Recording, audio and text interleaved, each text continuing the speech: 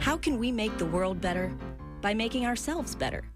The Dr. Joe Show explores how you can make positive personal change by using his groundbreaking and highly effective I Am approach to understand who we are and why we do what we do. Your small changes can have big effects. Join us now for the Dr. Joe Show with Mark Stiles of Stiles Law and your host, Dr. Joe Schrand. Well, hey, listener. Here we are. WATD 95.9 Broadcast House with me and Dr. Joe. How are you, Dr. Joe? I'm good, Mark. How are you? How's things going? I'm doing well. You know, I was noticing in the pre-show as we were starting to warm up how thin you've gotten. Oh, like your clothes don't fit thin.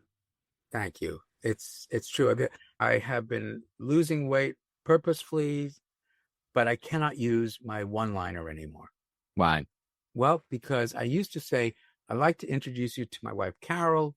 She used to be my better half, but since I put on weight, she's my better third. So I'm glad I can't use it, but thank you. Yeah, I'm feeling great, feeling much more energetic. And, you know, I'm trying not to look back on all those years of sort of wasted energy, but I was focusing on something else. So, but now I'm back. Thank you. Appreciate it. Feels great. And Lighter. Yeah. Light to foot. Yes. And Carol has gone out and bought me a whole new wardrobe. Great. Really great. So I get to wear them. I don't think I'm wearing one today though, but I probably should. But it's really interesting. You know, remember that phrase years ago, you know, a mind is a terrible thing to waste. Yeah. Well, I felt that my waist was a terrible thing to mind. That's pretty funny. Yeah. Not bad. Doing well. Speaking of funny, how's your stand-up stuff going? So great question. I haven't done anything since the last show. I'm looking at some new material. So I might hit the open mic circuits again, but traction is a little bit slowed, right? This is something that I think you have to keep sharp at. So I was talking with somebody about it today, in fact. So we're gonna motivate again. So thank you for continuing to motivate, right? It is fun. I will say there's a different frame of reference when you're looking for comedic material, and it makes the world a funny place when otherwise might not be funny, right? You might see something as stressful one day, but when you're looking for comedic material, it's funny. There's something funny in there. And that humor can so decrease the stress that we all experience. You know me, I use humor a lot in the work that I do, much to the chagrin of some of my patients. That's interesting. That is interesting. Should we talk about your mother? Probably to my parents too. But it is great. And I tell you, your routine was great, and having you up there in front of the audience, isn't that like the most remarkable oxytocin experience ever? It is an interesting experience. Absolutely. Yeah, I talk with people about this, people who present keynotes, keynote lectures and stand up and presenters. And when I'm in the zone, it's not me, right? I'm outside my body, almost looking down on me. And it's a cool experience for sure. I know that not everybody gets that experience when they're presenting or doing something like that. But it's metaphysical in a way. Yeah, I agree. You know, having done theater really since I was a little kid, there is something about being on that stage in front of the audience and hearing that applause. It's very different than being in studio and, you know, doing Zoom, and not this Zoom, but the old Zoom, and, you know, the TV studios and everything, because there isn't that live audience. But that live audience, there's something about it that's just fantastic. It's intoxicating. It is intoxicating, which is not really it's a word that is so applicable to it, but it's not a dopaminergic intoxication. Right. It's an oxytocin and serotonergic intoxication. And that's what our drugstore theater kids experiencing. How's that going? That is going really well. We're hoping to get more funding this year, but we have been really we've been doing a lot. We've been invited to a lot of different places, including all the way out in like Northampton and Oh, nice. Tewksbury. We did something for the Mass Nurses Association just last week.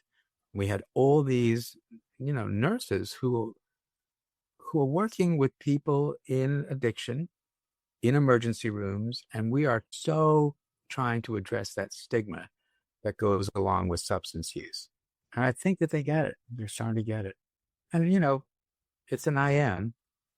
So we're very grateful for that. So that's working really well. Also, Riverside, we're having this really interesting 2-day conference right now for just the leadership. And it's called Thriving in Adaptive Change.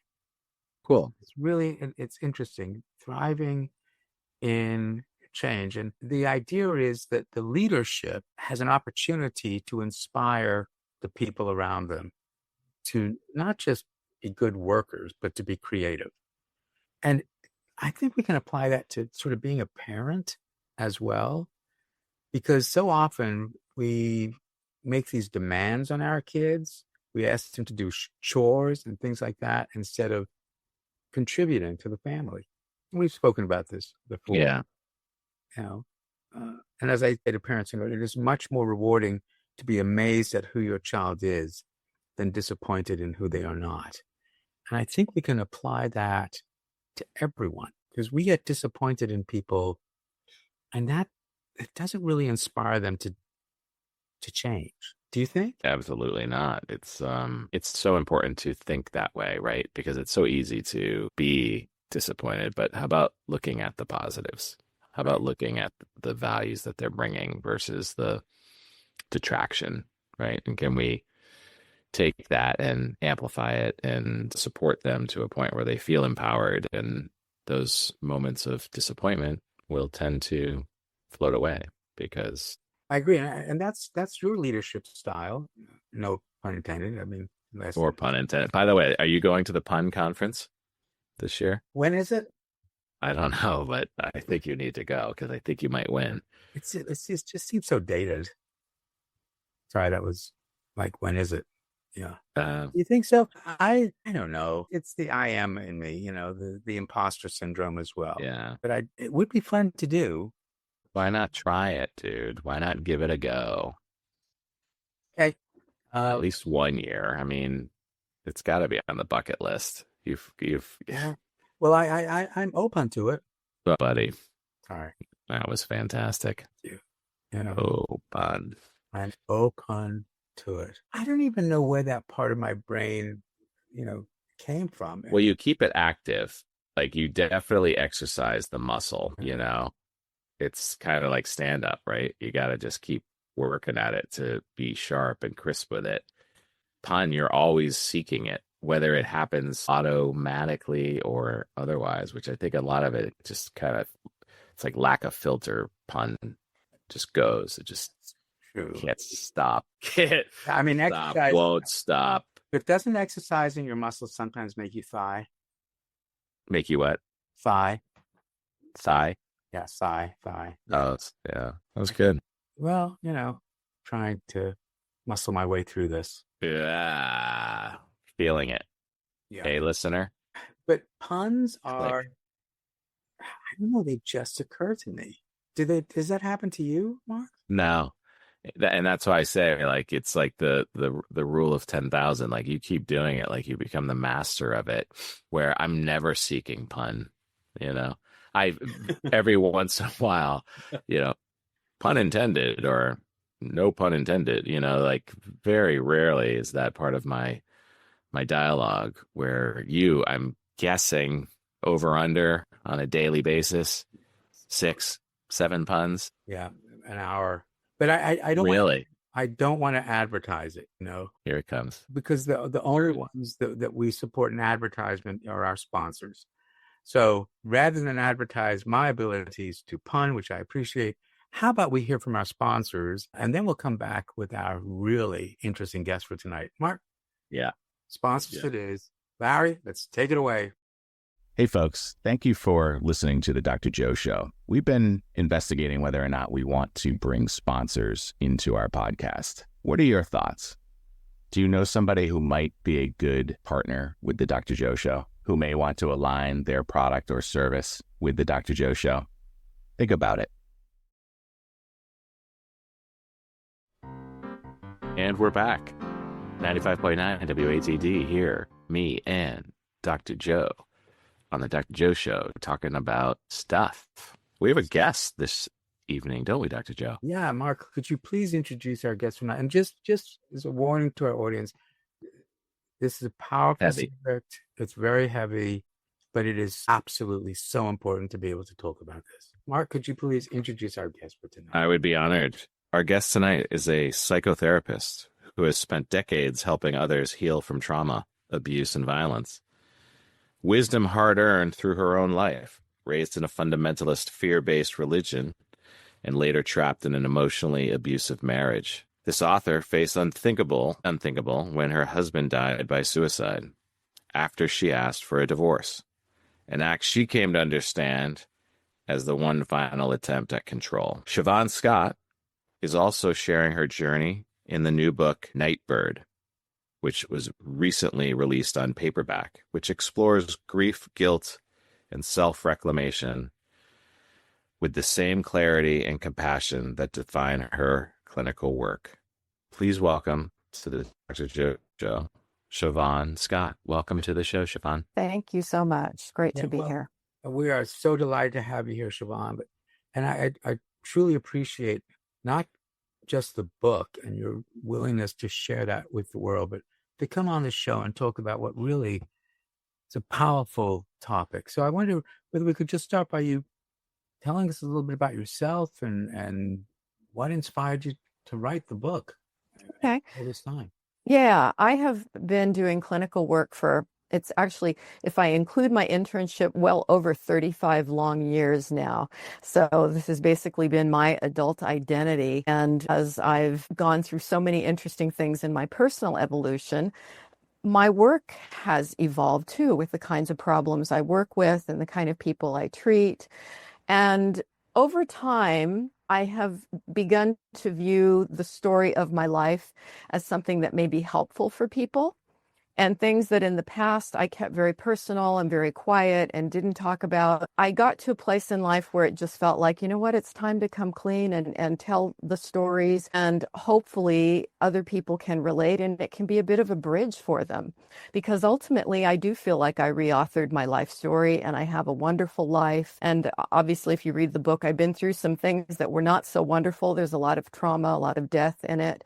But I believe in hope and good outcomes, and that was my motivation for putting it all down on paper. How did you come up with the title? Good question. Owls tend to show up in the book a lot. And I've always lived, it's very interesting because I've lived in many different parts of the country, but everywhere I've lived, there have been owls in the trees outside, different kinds of owls. Where I live now in Oregon in a forest, there are great horned owls. I hear them hooting outside my window every night. And so I've always had this affinity for them. And I was trying to come up with a name for the memoir. And of course, there's a big theme of death and acquiring wisdom. And at some point I looked up what is the mythological meaning behind the owl. And they were seen in many cultures as harbingers of death. So they were predicting that somebody was going to die when they showed up, but then always the bearers of wisdom.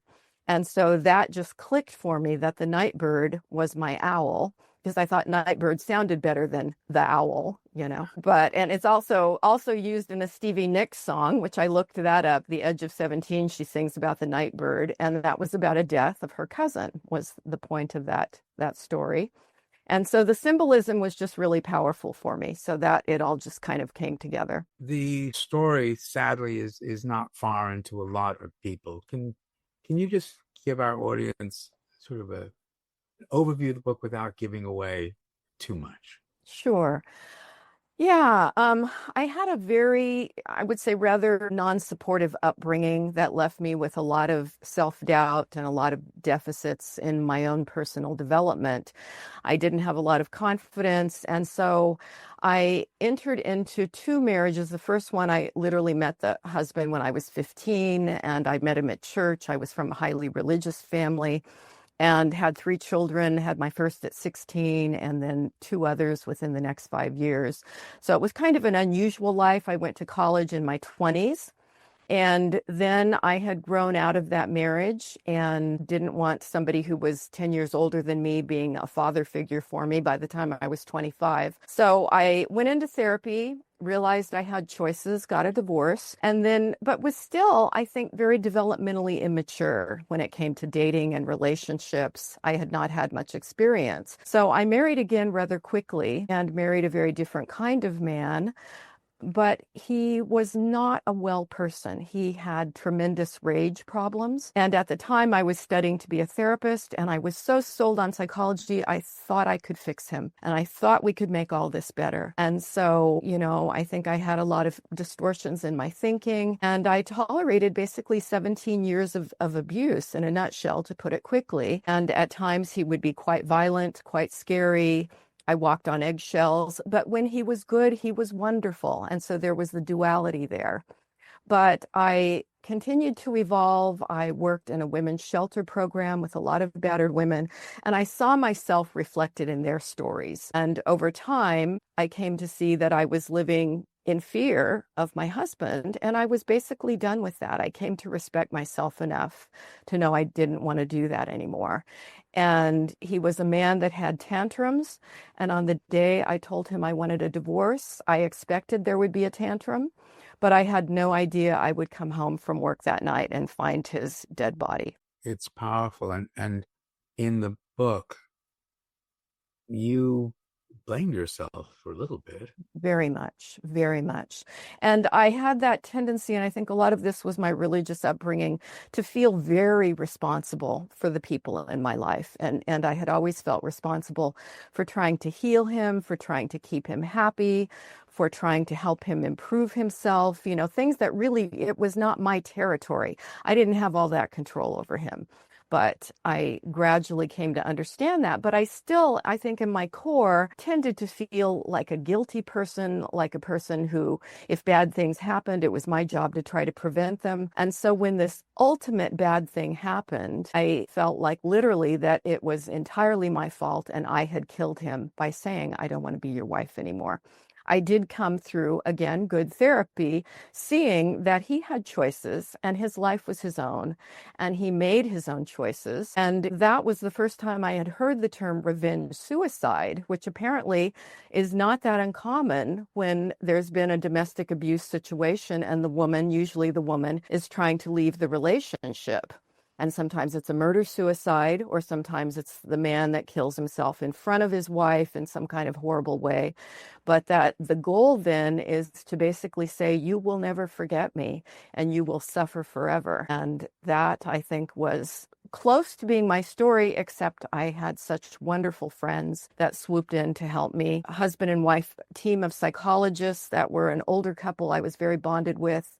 And they basically took me into their home and sort of designed their own little residential treatment program for me, nurtured me, helped me, got me in to see a wonderful therapist.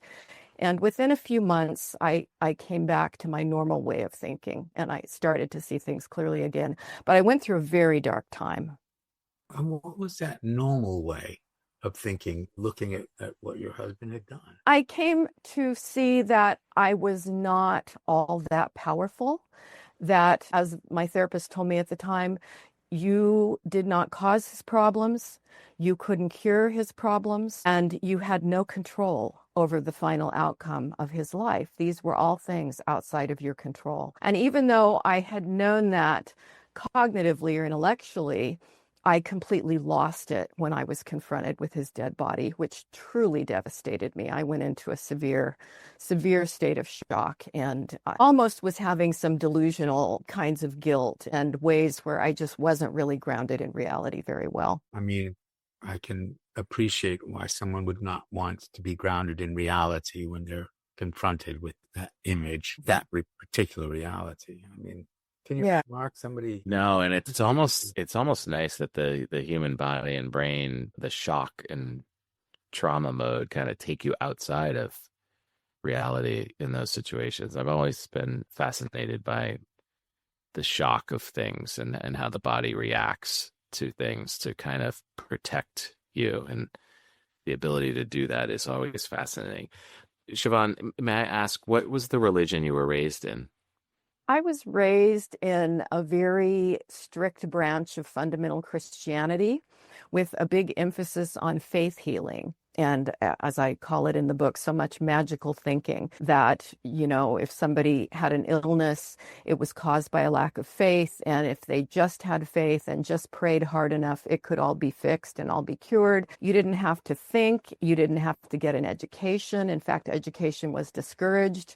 So there was this very black and white, you were either on God's team or you were of Satan, and anybody who wasn't part of the church was on the wrong side. And I really feel like it robbed me of a lot of normal developmental activities. I mean, what 15-year-old in a normal situation thinks that getting married and becoming a wife and mother is the ideal solution to growing up, you know, but that was the world that I lived in. Faith healing.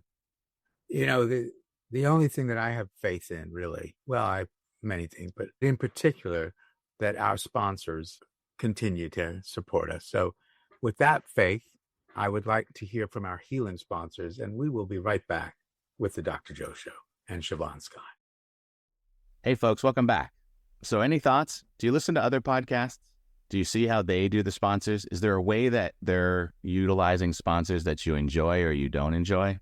I listen to SmartLess, and I really enjoy how the co-hosts share the voiceover for the product or service. It's really funny for the most part, but it's unique. It's them really endorsing. Does that work? What do you think? We're back, me and Dr. Joe, with author Shavaun Scott, talking about her new book, Nightbird. Yeah. And it is a heavy conversation. It is, because we're talking about revenge suicide, which is a very powerful idea, but you would be so angry with someone, or perhaps feeling so powerless that you take your own life, which is so different than, you know, the despair that so many people feel. Well, one of the things, Juan, that I'll ask a suicidal person is, do you really want to die? Or do you wish you had a different life? And such a great question. The vast majority of time, it's, I want a different life. Right. And then at least we have some place that we can begin. What do you want to see different? But I'm not so sure that that was the case here with your husband. What do you think? Yeah, he did rage, you know. The man never went into what we would consider depression, what looked like depression. Rage, it almost seemed to fuel him. You know, it was like he got a certain high from anger, from breaking things, fists through walls, head through the door. And what that means about his unique neurobiology, I don't know. I don't pretend to know. But he was wired a bit differently. And I often talk with teenagers, and they will often have an interesting take. I spoke with a client last week who's a younger man, teen, and he said, you know, sometimes I have fantasies about killing myself because I just want to see my parents suffer. And I'm like, okay, we need to talk about that, you know. But I think sometimes for some people, it's like they are so angry and they know how much this is going to hurt their loved ones. And it's probably in a moment that they're not thinking it through very well. Although in my husband's case, he had thought it through long enough to go out to a hardware store and buy special ropes and some sort of apparatus that he used to construct a noose. So it wasn't a completely impulsive act. He had at least a day where he was working on the plan. But I think there is this type of suicide. I spoke with someone who was a violence researcher shortly after his death, and I was trying to make sense of it all and why. And they said that usually in a domestic violence situation where there's been a history in a relationship and the partners have this enmeshment and it's sort of like, I own you, you can't leave me, is the dynamic going on, that the man, and I've seen these cases in my practice as well, where they will kill themselves right in front of the wife. Or I've had 2 cases where there was a murder-suicide when I was working in the domestic violence shelter. And so you would think, well, a rational person knows, hey, dude, you're killing yourself here. What kind of revenge is that? But I do think there are some people that are so angry, it's like it drives them and it's worth it to them to do that. We know that anger, is an emotion designed to change things. We get angry when we want somebody to do something different, start doing something, stop doing something. But you're right. I mean, you will never know that the person is suffering. I mean, the kid that you're talking about, you're not going to know what your parents are experiencing. But do you think the wish is, if they are grieving, it means they actually did care about me? Is that part of it? Or is it be just, I don't want you to ever have any joy ever again in your life? What do you think? Yeah, I think in my husband's case, I think it was, I want to leave this image burned on your retinas and you are never going to have a moment's peace, because he knew what a sensitive heart I had. I'm a very empathic person. And I think there was an element of malevolence, which I saw at times. Some of the things that came out of his mouth were cruel. And when I look back at it logically from this point of view, I'm like, that was really malevolent. And it's hard to wrap my head around that because it's so different than my way of being in the world. But people can be mysteries sometimes. Yeah. I'm just curious, what did you know about his childhood and how that influenced the way he was in his anger and rage?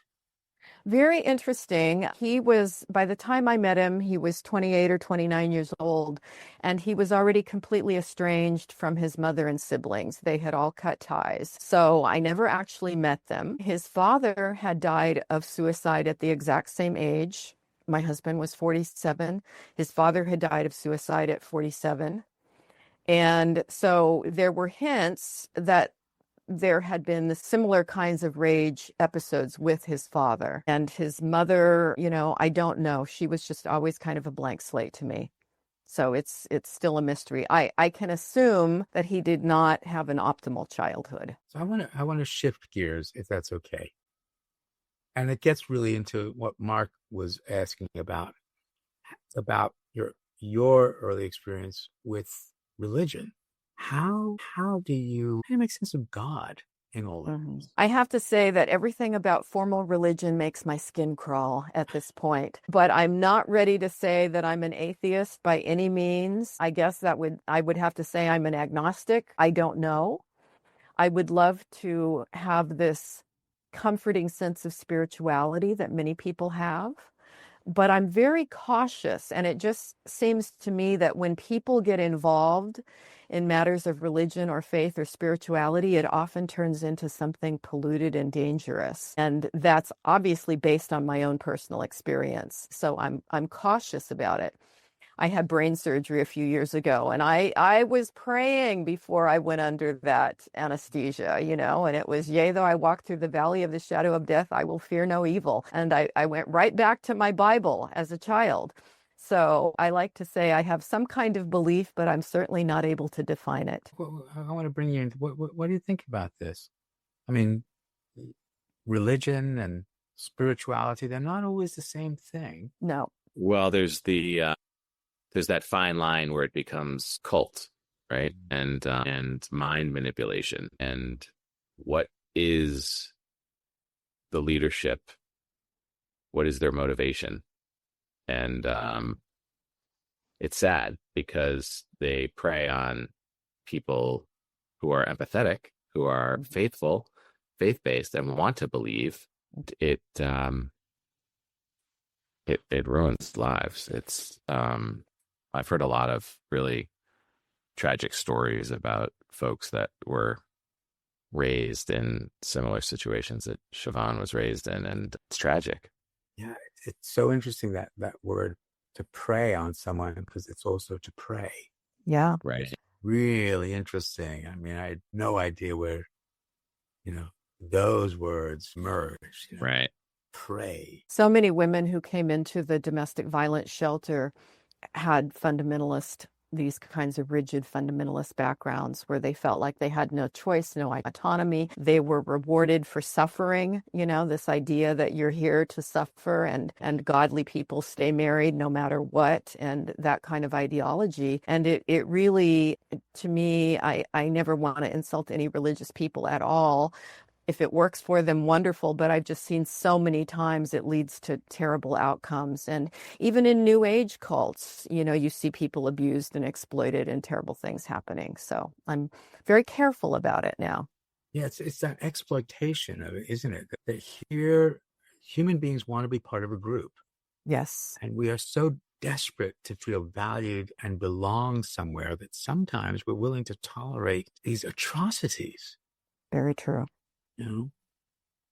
So that was part of your childhood and clearly had an influence on certainly the first marriage. Did it shift at some point that you thought, wait, I need to step back from this? Or Yeah, when I was 16, I was still very much involved in the church. I was married, I had a new baby, and my mother was dying of a brain tumor. And I was working so hard through the church and the pastor and, calling the 800 spiritual pray for you phone numbers, send us money, those kind of preachers. I was doing everything I could in hopes that my mother would live. And of course, my mother did not live because she had a fatal brain tumor and there was no cure for it. And at that point, I think that was a turning point for me. I started just noticing the inconsistencies in what I was being taught and that people were not being healed. Kids with leukemia were dying and then they would be told, oh, well, they're going to resurrect. So there was literally a case, they're going to resurrect at the funeral. So don't get the body embalmed. Okay. It didn't happen. So these bizarre beliefs, I think, smart enough to go, you know what? This isn't working. And so I began having a lot of doubts and questioning, and then went into therapy and then started college. And then it was sort of like, okay, I'm ready to flush this faith, which I did. And I stopped church and got a divorce from the very religious older man. But I still don't think I was mature enough psychologically to really be where I should have been developmentally. I was learning, I was becoming more aware, through going to school, becoming educated. But I still carried, I think, a lot of that innate sense of guilt and shame, and suffering is maybe part of my destiny.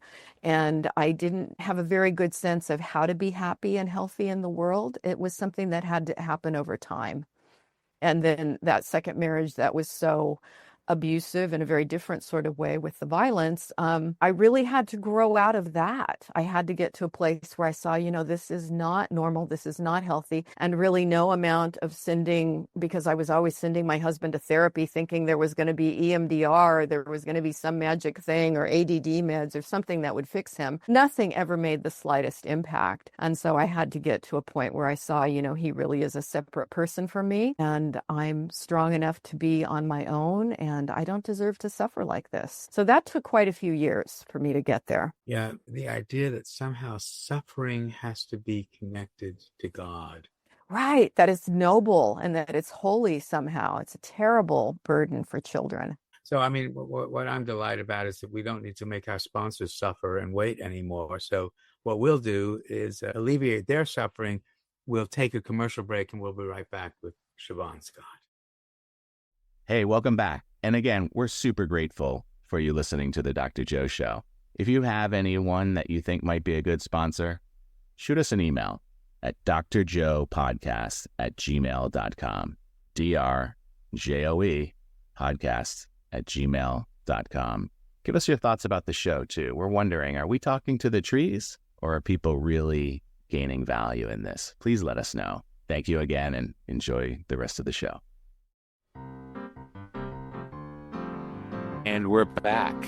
Me and Dr. Joe here on WATD 95.9 FM with author Shavaun Scott, who recently wrote a book. It is now out on paperback called Nightbird.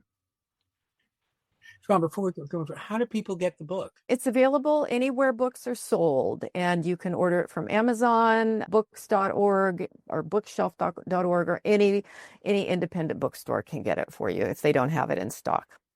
And folks, I highly recommend it. It's a great read, but just be prepared. It's powerful, and it raises a lot of questions, some of which we've been talking about tonight. But at the end of the book, it isn't about remorse, regret. It's about something else that we all need. We were talking a bit about that offline. We're talking about hope. Want to just talk a bit about that, Shavaun?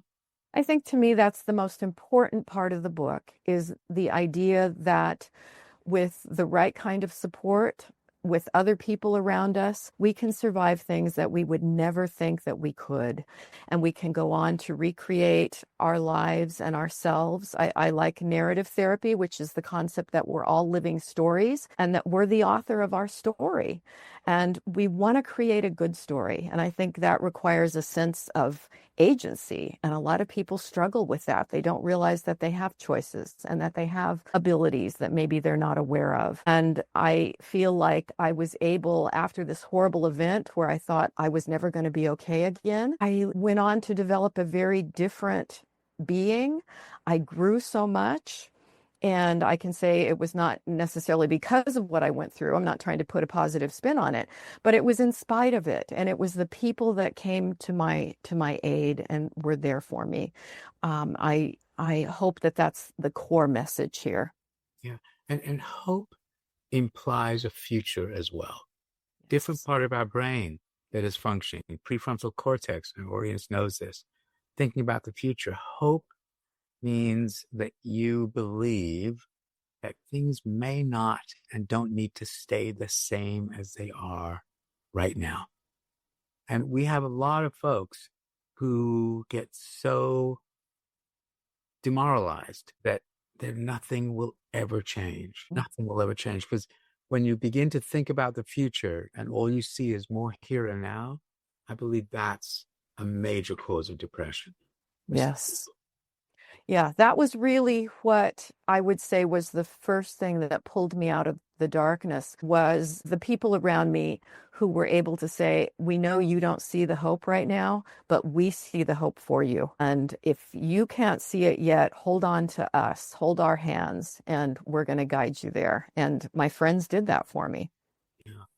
But you also let yourself be guided. You didn't. I wanted to live. I wanted to live. Yeah, very much. And that's so important. So, we're talking a lot about these powerful experiences as human beings.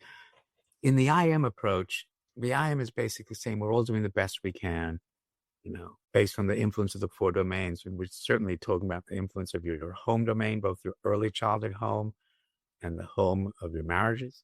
The social domain, which is everything else, which certainly includes the religious upbringing that you had. The biological domain of your brain and body, and we're definitely talking about that. And the I see, the way we see ourselves, the way we think other people see us. Because the domains interact, a small change can have a big effect. You don't change everything. So, Shavaun, based on what we're talking about tonight, what small change can you recommend to our listeners? I think that one of the core themes that I try to live by is have respect for ourselves and never feel like we have to, because of whatever kind of programming we've had, social or familial or whatever, that we have to accept disrespect or cruelty from other people. And that can be a very subtle change, but I know so many people, some of my dear friends, they live with disrespect in their living situations. And I think if they can just come to say to themselves, I don't deserve disrespect, I don't deserve mistreatment, that starts the ball rolling. Yeah. We don't need to tolerate that. The I am is saying, why is the best that person can do be disrespectful to me? Why is the only way that they can feel valued is to make me feel less valuable? Mm-hmm. And that really is part of our ability to step back and look again. I absolutely agree with you. No one deserves to be disrespected, but boy, so much of it is tolerated. And I think it's not just tolerated. I think people become so demoralized again they don't think they can change it. Right. And sometimes they begin to feel they deserve it. And they Yes. think that that is also a defense, because then at least they have some control. If I was not so bad, if I was not so broken, I would not be disrespected. So it's my fault, which is a way to defend against the powerlessness that we experience, disrespect. So I think you're absolutely right. Good small change, folks. For those of you out there, you do not need to tolerate or deserve to be disrespected. Gets to the second truth of the I am. Everyone has one. Everyone's interested through their I see domain, what you think about them, which has an effect on their biological domain. If we're respected, disrespected, changes the way you feel. So this means you control no one, but you influence everyone, and you get to choose what kind of influence you want to be. Shavaun Scott, author, therapist, survivor, resilient. What kind of influence do you want to be? I always go back to the word joy, and I hope that I am at this phase in my life helping to model joy for people in the way I live. I have a simple life, simple pleasures. I find joy in, I'm an animal lover. I find joy in my animal family members. It doesn't feel right to call them pets because they have my heart. I find joy in dancing. I find joy in music. And I find joy in working in my garden, simple things, joy in family. But I think so often life can kind of zap the joy out of us. And it's so important for me every day to get up and think, what little things can I do that are going to bring me joy, that it is the essence of what makes life good. And I hope I can model that for people. And how would you recommend that those folks who are struggling maybe with depression or with the fear that we have in the world right now, because there's a lot of stress, a lot of cortisol stress. Yes. How do we find that joy?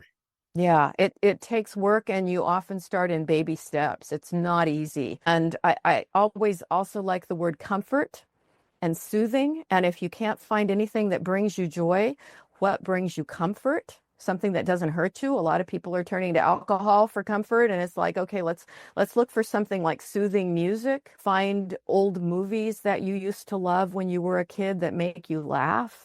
Turn off the apocalyptic stuff and look for things that are comforting, things that make you smile.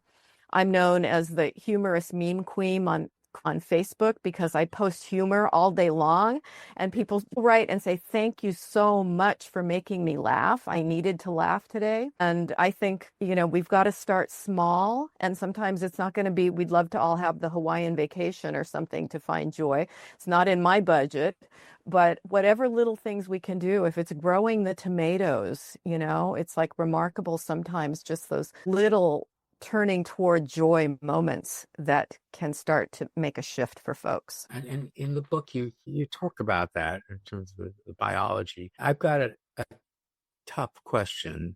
It's okay. On any level, and this is going to be tough, did you find joy that he was dead? That's a really good question. Somebody asked me that recently. Was I relieved? I was so devastated by that death. I certainly at the time could not have identified anything other than, in the early days right after, I wish he would have killed me too, because this is so horrible. But I think there was a sense of relief eventually at not being his wife, at not being partnered with him anymore. I think I was relieved. And I'll always be sad that, I didn't wish him ill when I said, I don't want to be married to you. I don't want to live with this energy, but I would have loved to have seen him go on and, playing his Jimi Hendrix music a million decibels high and doing his music and finding things that made him happy and having a good life. That would have given me joy. So I don't think I had joy at his death, but I did have a sense of relief at not living with him. And did that lead to guilt, or were you okay with it? I am at peace now. I really, really do believe that whatever the burdens he came into life with his own family upbringing, his own unique neurobiology, whatever contributed to all that rage, I didn't cause it. I couldn't fix it. I tried. And I gave him 17 years. I do regret spending 17 years. I have grief over that. I could have been doing other things. I could have been finding joy rather than walking on eggshells for 17 years. So I do live with regret over that, but I do wish he had chosen another path. What's next? Another book coming out? I like to say I'm done because every book I write, it's like then you've got so much work to do after the book with getting the word about the book out. And you know, it's just a lot of energy. And so I say, well, I'm going to take a year off, but I already am getting ideas. And I did a little bit of writing today on complicated grief because somebody asked me to speak about complicated grief. And so I sat down to write and it all started flowing. I said, I better make a new file folder here for this. So. Well, folks, Shavaun Scott book is Nightbird. You can get it anywhere. Check it out and let us know about it. So, and Shavaun, you have a website as well? I do. It's just my name, ShavaunScott.com, ShavaunScott. Great. Thanks so much for being on the show tonight. So appreciated. Yes. Thank you. Mark, we'll catch you soon. Good night, everybody. Have a great week. Bye, everyone.